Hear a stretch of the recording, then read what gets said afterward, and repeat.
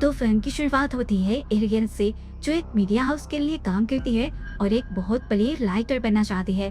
पर आजकल उनको पब्लिश करने के लिए कोई बड़ी खबर नहीं मिल रही, इसी वजह से ज्यादा लोग उनका मैगजीन भी नहीं खरीद रहे थे। और फिर एक दिन आखिर उनको मिल जाता है एक आग लगाने वाला टॉपिक। 1990s के टाइम के एक pop star Alfred Morty retirement से बाहर आकर अपने नए एल्बम के रिलीज होने का ऐलान कर देते हैं। सब हैरान थे, मीडिया में तो खबरों का तूफान पैदा हो गया था इस पर। और हैरानी की बात कि मॉर्टी अपने एल्बम लॉन्च से पहले सिर्फ 6 मेहमानों को अपने प्राइवेट कंपाउंड में इनवाइट कर लेते हैं उस एल्बम को सुनने के लिए, जिनमें हमारी मीम कलेक्टर एरियल के साथ साथ उसके बॉस, एक टॉक शो होस्ट, एक इन्फ्लुएंसर, एक पेपरासी जो बड़े बड़े सेलिब्रिटी पिक्चर्स देते हैं, और साथ ही उस टाइम के मशहूर आर्चे को भी मॉर्टी ने बुलाया था। कंपाउंड में पहुंचने पर सबको सब कुछ तो नॉर्मल लग रहा था, बिल्कुल अच्छा लग रहा था, पर आते ही इनसे इन सभी के मोबाइल्स और लैपटॉप वगैरह ले लिए जाते हैं, जिनसे ये लोग बाहर की दुनिया से कांटेक्ट कर सकते थे। ये बहाना करते हुए कि इस जगह कोई भी इलेक्ट्रॉनिक डिवाइस चलाना अलाउड ही नहीं है, पर वापस आते हुए इन्हें ये सब वापस कर दिया जाएगा। एलियन को इन सभी चीजों से अजीब सी फीलिंग आना शुरू हो गई थी। कुछ ही देर में पार्टी शुरू हो जाती है, जिस मकसद के लिए सब लोग यहाँ आए थे। और इसी पार्टी के दौरान सबसे शॉकिंग चीज इन्हें ये पता चलती है कि मूर्ति एक कल्ट का हिस्सा है, और इस कंपाउंड में आए सभी लोग दिवाए इन 6 के उसी कल्ट के मेंबर हैं, जो सब अपने आप को लॉयलिस्ट बुलाते हैं और सभी सेम यूनिफॉर्म भी पहने रहते हैं। यहाँ की अजीब चीजें, लोगों की अजीब मिसें और हरकतें ये साफ जाहिर कर रही थी कि मूर्ति के कंपाउंड पे कुछ तो गड़बड़ है। ये कल्ट एरियल को ठीक नहीं लग रहा था, तो वो इसी पार्टी में इस कल्ट के बारे में और जानने का फैसला कर लेते हैं। दिखाया जाता है कि इस कंपाउंड में उन्हें हर किस्म की फैसिलिटी मिल रही थी, यहाँ तक कि मसाज भी। और आरजे जब मजे से मसाज करवा रहे थे, तभी बहुत से अजीब लोग उनके करीब आकर एक मशीन चलाते हुए बेरहमी से उनकी जान ले लेते हैं। बॉडी कटाने का सीन तो नहीं दिखाया गया, लेकिन हाँ ये कंफर्म यहाँ जरूर हो गया कि कल्ट नॉर्मल तो बिल्कुल नहीं है जैसा एरियल को लग रहा था। मॉर्टी ने भी इन्हें किसी खास प्लान के तहत ही बुलाया है, यहाँ तक कि अगली सुबह तो बचे हुए इन 5 लोगों के साथ बॉडीगार्ड की तरह नजर रखने के लिए लोग भी लगा दिए जाते हैं, जो बस अपन का साया बने घूम रहे थे। और एरियल को इनसे सबसे ज्यादा चिढ़ हो रही थी। जॉगिंग करते हुए एरियल को मूर्ति दिख जाता है, जो अपनी पेंटिंग बनवा रहा था। एरियल उसके पास आकर सवाल कहती है कि मैं जानना चाहती हूँ कि आपका ये कल्ट काम कैसे करता है। मूर्ति कहता है ये किसका सवाल है। तो वो कहते हैं मतलब इबादत, वर्शिप, जैसे क्रिश्चियन चर्च जाते हैं, हिंदू टेम्पल में जाते हैं, और मुस्लिम्स भी तो अपनी प्रेयर्स करती हैं। ऐसे आपका कल्ट क्या करता है, किसको मानता है। अब मूर्ति एरियल से ये सवाल कर लेता है कि ऐसे ग्रुप को क्या कहेंगे जो किसी को भी ना मानता हो और कुछ भी ना करता हो। वो बातें करते हुए एरियल को एक खास किस्म के टैंक में ले जाता है, जहाँ एरियल देखती है कि एक आदमी बादलों की तरह सीप खोल रहा था। वो अपने काम में इतना मगन था कि एक सीप खोलते हुए उसका बुरी तरह हाथ भी जख्मी हो गया, लेकिन उसने अपना काम नहीं छोड़ा। एरियल पूछती है इस सब का क्या मतलब है। तो मूर्ति बताता है कि हम सब लोग ये करते हैं सिर्फ ये एहसास लेने के लिए कि एक मोती की कीमत 100 ऑयस्टर शेल से ज्यादा है। और ये हमें सबक देता है कि तुम्हें हमें हर चीज बराबर नहीं, और इस चीज को मान लेना एक बहुत बड़ा एहसास है। एरियल को उसकी बातें हर समझ तो नहीं आई थी, लेकिन वो अपने रूम में से दिखे। अपनी सुबह जब वो रेडी हो रही थी तो बहुत से लोग उसके रूम में आके ये सभी लेवलिस्ट थे। मूर्ति को बताया जाता है कि ये लोग उसे ग्रूम करने के लिए आए हैं। सब कुछ तो ठीक था, लेकिन नॉइलेस ने बहुत ही अजीब सवाल एरियल से किया, क्या तुमने अपनी पर्सनल क्लीनिंग भी की है। एरियल पूछते हैं इससे आप लोगों का क्या ताल्लुक। इस बात के लिए तुम्हें श्योर होंगे मुझे ऐसी जगह से तो नहीं देखा जाएगा। रॉयलिस्ट कहती है हाँ नहीं देखा जाएगा, लेकिन फिर भी हमारा ये रूल है, औरत हो या मर्द, यहाँ पर प्राइवेट क्लीनिंग बहुत ज्यादा जरूरी है। और मूर्ति ने भी इसी चीज के लिए हमें यहाँ पर भेजा है। तैयार वगैरह होने के बाद इन्हें पार्टी में ले जाया जाता है, जहाँ पार्टी में इस इन 5 लोगों के अलावा और कोई नहीं था जो बाहर से आया था। यहाँ पर मूर्ति अपना परफॉर्मेंस देना शुरू कर देता है। हालांकि वो बहुत बचकाना डांस कर रहा था, लेकिन इन सबको भी हंसी आ रही थी। इसी परफॉर्मेंस के दौरान यहाँ पर वो इन्फ्लुएंसर जो आई थी उसको बहुत ज्यादा बुरी हंसी होने लग जाती है कि वो अपने ऊपर से कंट्रोल भी खो देती है। उसके हालत को देखते हुए सभी परेशान हो जाते हैं। तो मूर्ति उसे देखने के बजाय यहाँ से सभी लोगों को बाहर ले जाता है और कहता है कि उसको कोई और संभालेगा, हमें अभी जरा बाहर की ताजा हवा खानी चाहिए।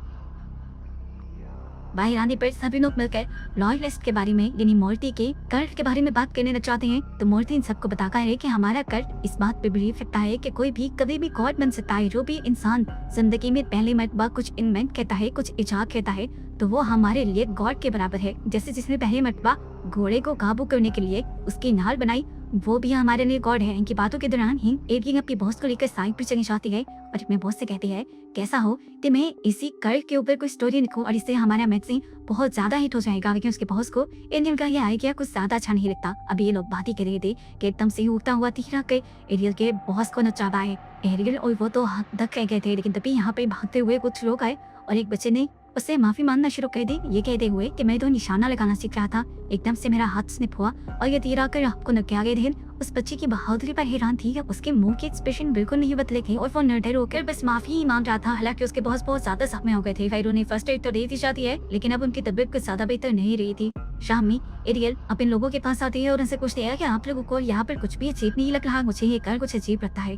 देखिए, उन्होंने हमारे से हमारे फोन्स, लैपटॉप, हर वो चीज ले ली जिससे हम बाहर की दुनिया से कांटेक्ट कर सकते थे। वो हम पे 24 घंटे नजर रख रहे हैं और क्या बताओ, उन्होंने यहाँ कहीं भी कैमरा से माइक फिट किया और अब हमारी बातें भी सुन रहे हो। ये सारे एरियल की बात समझते नहीं, उल्टा एरियल के ऊपर ही हंसने लग जाते हैं और कहते हैं तुम्हें क्या लगता है मिस्टर मॉर्टी ने इतना बड़ा सेटअप सिर्फ इसलिए किया होगा कि वो हमारे फोन्स छीन सके? एरियल को जब एहसास होता है कि ये लोग तो कुछ समझ नहीं चाह रहे तो वो यहाँ से चली जाते हैं। लेकिन खुद उसने फैसला कर लिया था कि अब वो और यहाँ ज्यादा नहीं रुकेगी। सुबह होते ही वो अपनी डार्ट से नजर बचाते हुए अपनी किट्टी से जंप कर देती है। उसका सबसे पहला प्लान और टारगेट था अपने फोन्स को ढूंढना। उसे इसी कंपाउंड में एक अजीब सी जगह दिखती है जो कंपाउंड से जरा हट के थी। उसने कहा कि इसी के अंदर कोई राज छुपा होगा, इसलिए वो उसके अंदर चली गई। ये जगह काफी अजीब थी, दिखने में एक बार था, लेकिन यहाँ पर बहुत सारे जानवरों के कटे हुए सर और जिस्म के हिस्से रखे हुए थे, जिससे साफ जाहिर था कि ये कर्ज कोई ना कोई रिचुअल्स भी करते रहते हैं जिनमें जानवरों की कुर्बानी भी दी जाती है। फिर अभी इसका असल मकसद अपने फोन को ढूंढना था और फाइनली उसे यहाँ ढूंढते हुए बास्केट में अपने सेल फोन्स और लैपटॉप्स दिख भी जाते हैं। और एक और शॉकिंग चीज जो हमें दिखाई जाती है और एरियल को नहीं दिखती, वो थी आरजे की लाश, जिसे मूवी के तकरीबन शुरू में ही मार दिया गया था और उसकी लाश को यहाँ छुपाया गया था। यहाँ पर जितना माहौल वो देख चुकी थी उससे वो ऑलरेडी बहुत ज्यादा डर चुकी थी, इसलिए वो जोरी से अपने रूम में आती है, अपना सामान पैक करती है और मूर्ति के पास जाकर कहती है कि मुझे यहाँ से जाना है। मूर्ति उससे पूछता क्या चाहता है, क्या हुआ तुम्हें, क्या किसी ने यहाँ पर कुछ कहा है, तुम्हें किसी ने डराया है क्या? एरियल उसकी बातों का कोई जवाब नहीं देती, उल्टा मूर्ति से पूछते हैं कि आरजे कहाँ है। मूर्ति की जगह मूर्ति का असिस्टेंट जवाब देता है कि वो रात के डिनर के लिए तैयार हो रहा है। जिसके बाद एरियल पूछते हैं कि इन्फ्लुएंसर कहाँ है, वो जिसे उस दिन खांसी हुई थी। मूर्ति का असिस्टेंट बताता है कि वो उसे अभी हॉस्पिटल से उसके रूम में छोड़कर आया है और उसकी तबीयत पहले से काफी बेहतर है। वो शाम में बच्चों का जो पपेट शो होगा उसमें हम सबको ज्वाइन करेगी। ये सब बातें सुनने के बाद भी एरियल से कहते हैं कि मुझे अभी यहाँ से जाना है। तो मूर्ति कहता है क्या तुम मुझे बताओगी भी सही कि हुआ क्या है? एरियल कहती है मुझे कुछ एक्सप्लेन नहीं करना, मुझे अभी बस यहाँ से जाना है। तो यहाँ पर मूर्ति का दूसरा असिस्टेंट बोलता है कि ये तो पॉसिबल नहीं, सारी गाड़ियां इस टाइम शहर की तरफ गई हैं और 40 मिनट तक यहाँ से जाना पॉसिबल नहीं है। मूर्ति कहता है देखो मैं तुम्हें रुकने के लिए फोर्स नहीं करूंगा, लेकिन बच्चों का दिल मत तोड़ो, बच्चों की परफॉर्मेंस देख कर जाना। यहाँ पर वो बच्ची भी एरियल की मिन्नतें करने लग जाती है और एरियल को ना चाहते हुए भी हाँ कहना पड़ता है। अब शाम में पपेट शो शुरू हो जाता है और ये पपेट शो किसी आम पपेट शो से तो बहुत ही ज्यादा अजीब था। यहाँ पर पपेट्स की जगह गुड़िया नहीं बल्कि चूहे थे मरे हुए पपेट। अब यहाँ तक जो 6 चूहे थे वो जाहिर कर रहे थे इन 6 लोगों को एरियल, उसके बॉस, आरजे, इन्फ्लुएंसर लोग यहाँ मेहमान आए थे उनको जाहिर कर रहे थे। एरियल को ये सब कुछ देखकर काफी अजीब तो लग रहा था, लेकिन फिलहाल वो कोई भी एक्सप्रेशन नहीं देती और एकदम से जिस बीम बैग के ऊपर वो बैठी हुई थी वो बैग ही यूले लग जाता है, थबला कर रोड जाती है और तभी कोई चीज उसे फाड़ कर बाहर निकलती है और ये कोई जानवर नहीं था बल्कि जिंदा एमिली थी। वो इन्फ्लुएंसर थी जो पिछले दिनों गायब हुई थी।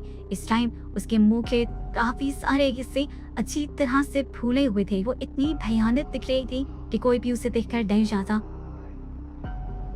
एरियल तो पहले ही घबरा चुकी थी, उसकी जुबान और उसकी आंखें तो ऐसे फूल गई थी जैसे कोई गुब्बारा हो। एरियल गुस्से में मूर्ति से पूछती है क्या हुआ आखिर से? मूर्ति बड़े नॉर्मल अंदाज में जवाब देता है कि इसने एक केमिकल पी लिया था जिसकी वजह से इसकी बॉडी का हर वो हिस्सा जिसमें ज्यादा पानी होगा वो फूल जाएगा। ये कहते ही वो उस लड़की के पास आता है और उसकी फूली हुई आंख को टच कर देता है और वो आंख किसी गुब्बारे की तरह फट जाती है और उसका पानी आकर मूर्ति के ही मुंह पर गिर जाता है, जिससे उसे घिना दिया और वो बहुत ज्यादा गुस्सा करता है। अब जाकर एरियल के भी साथियों को समझ आया था कि एरियल सही कह रही है, यहाँ पे कुछ भी चीते हैं। वो जब यहाँ से भागने की कोशिश करते हैं तो लॉयलिस्ट उन्हें पकड़ लेते हैं। बिना वक्त ज़ाया किए उन्होंने एरियल की एक साथी और उसके बॉस दोनों को ही जोर जोर से उनके पेट में चाकू स्टैब करते हुए मार डाला था। वो एरियल को भी मारने वाले थे, लेकिन एरियल ने अपने पकड़े हुए इंसान को धक्का दिया और मौका देखते हुए वहाँ खिड़की से भाग गई। अपने आप को बचाने के लिए वो आकर एक घर घर में छुप जाती है और देखती है कि ये तो लॉयलिस्ट का एक म्यूजियम है, जहाँ पर उसे आर्चे का कटा हुआ सर भी दिखता है और वो केमिकल भी दिखता है जिससे पिलाकर इन्होंने इन्फ्लुएंसर को मारा था।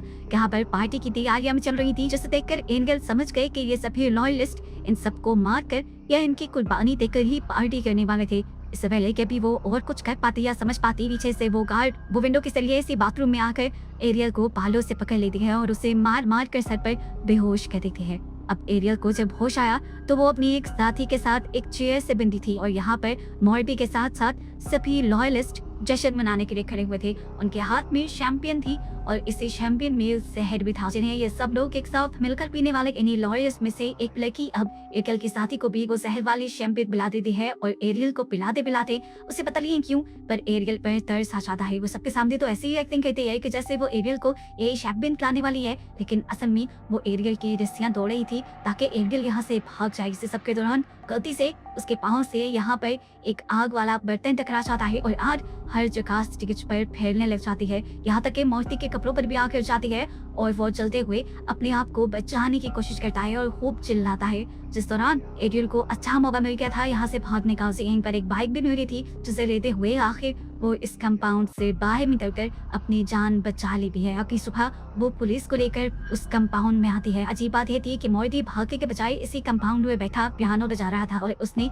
उन सभी 5 लोगों की लाशों को अपने सामने रखा हुआ था जिनको पिछले ही दिन मारा था और बाकी सभी लॉयलिस्ट वहां से गायब हो चुके थे। खैर पुलिस यहाँ पर मॉर्टी को ही इन 5 लोगों के मर्डर के इल्जाम में अरेस्ट कर लेती है और फिर सीन यहाँ से कट हो जाता है और कहानी में 2 साल का वक्त गुजर जाता है। हम एरियल को देखते हैं जो अब एक बहुत ही मशहूर राइटर बन चुकी है और एक आर्चे को अपना इंटरव्यू दे रही है। उसका नॉवल बहुत ज्यादा हिट हुआ है और उसके नॉवल की तकरीबन लाखों से ज्यादा सेल हो चुकी है। इस नॉवल में असल में उसने मॉर्टी के कल्ट के बारे में सब कुछ लिखा था और इसी नॉवल की वजह से वो बहुत ही जल्दी मशहूर हो गई थी। इन्हीं इंटरव्यूज के दौरान एक दिन ऐसा आता है कि मॉर्टी का वकील एरियल से कांटेक्ट करता है और उससे मिलने की ख्वाहिश करता है।